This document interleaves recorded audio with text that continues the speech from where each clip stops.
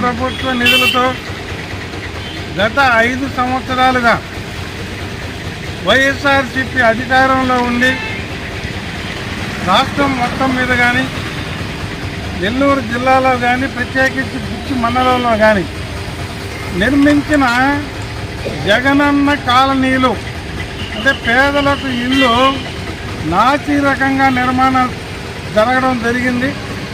Basement level వరకు 30 బస్తాల cement వాడాల్సి ఉంటే ఎక్కడ కూడా 15 బస్తాలకు మించి సిమెంట్ వాడలేదు.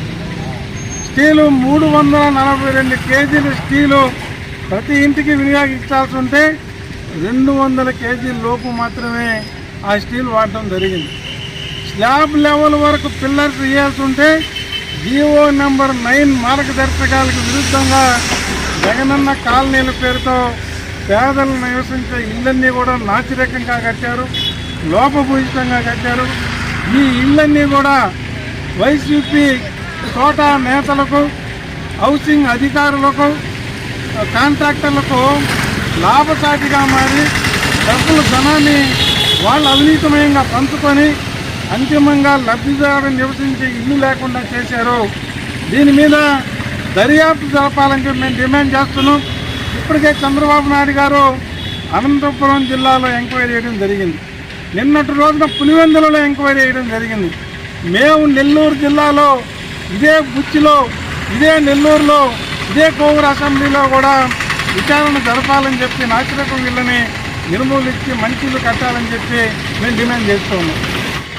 2019లో వైఎస్ జగన్మోహన్ రెడ్డి అధికారంలోకి వచ్చిన తర్వాత నవరత్నాల పేరుతో ప్రజలను ఉద్ధరిస్తానని చెప్పి నవరత్నాల్లో ఒక రత్నమైనటువంటి జాతి రత్నము అందరికీ ఇళ్ల స్థలాలు, ఆ ఇళ్ల స్థలాలు నిరుపేద కుటుంబాలకు సంబంధించిన వారికి ఇస్తారు, బాడుగుళ్లలో ఉండే వాళ్ళకి ఇస్తాను, చెట్ల కింద పుట్ల కింద నివాసం ఉండే వాళ్ళకి ఇస్తానని చెప్పి ఇళ్ల స్థలాల పేరుతో బుచ్చిరెడ్డిపాళెం మండలంలో అరివిగాని అవినీతి జరిగింది.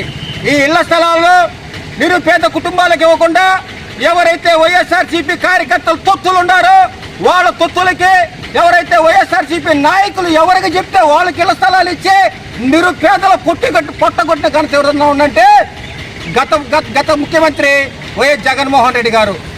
ఆ రోజు కూడా మేము చెప్పాం, అయ్యా బుచ్చిరెడ్డిపాళెంలో ఇళ్ల స్థలాల్లో అవినీతి జరుగుతుంది, ఇళ్ల స్థలాలు అర్హులకు రావడం లేదు, అనర్హులకు ఇళ్ల స్థలాలు ఇస్తున్నారు, మీరు ఎంక్వైరీ జరపండి, అర్హులైన నిరుపేద కుటుంబాలకు సంబంధించిన వాళ్ళకి ఇళ్ల స్థలాలు ఇవ్వమని చెప్పి ఆ రోజు కూడా పోరాటం జరిగింది.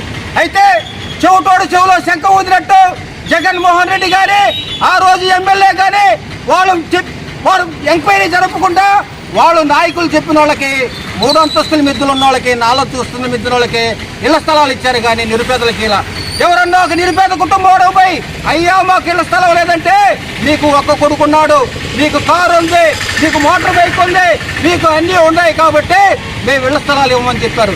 మేము ఈరోజు ప్రశ్నిస్తున్నాం, అయ్యా కారు స్కూటర్ ఉంటే ఇళ్ల స్థలాలు ఇవ్వకపోతే 3 అంతస్తుల మిద్దులున్నా 4 అంతస్తుల మిద్దులున్నా ధనవంతులకి ఏ విధంగా ఇళ్ల స్థలాలు కేటాయించారని మేము ప్రశ్నిస్తూ, అదేవిధంగా ఈరోజు మేము తహసీల్దార్ కార్యాలయంలో వినతి పత్రం ఇవ్వడం జరిగింది. జరిగిన ఇళ్ల స్థలాల అవినీతి కుంభకోణంలో సమగ్ర విచారణ జరపండి, ఇళ్ల స్థలాలు ఎవరికి ఇచ్చారో శ్వేతపత్రం విడుదల చేయండి, ఎవరైతే ఇళ్ల స్థలాల అవినీతి పాల్పడ్డారో ఆ అధికారులపైన చర్యలు తీసుకోవాలని చెప్పి నిరుపేద కుటుంబాలకు ఇళ్ల స్థలాలు ఇవ్వాలని చెప్పి ఈరోజు భారతీయ జనతా పార్టీ డిమాండ్ చేస్తుంది. Yeah.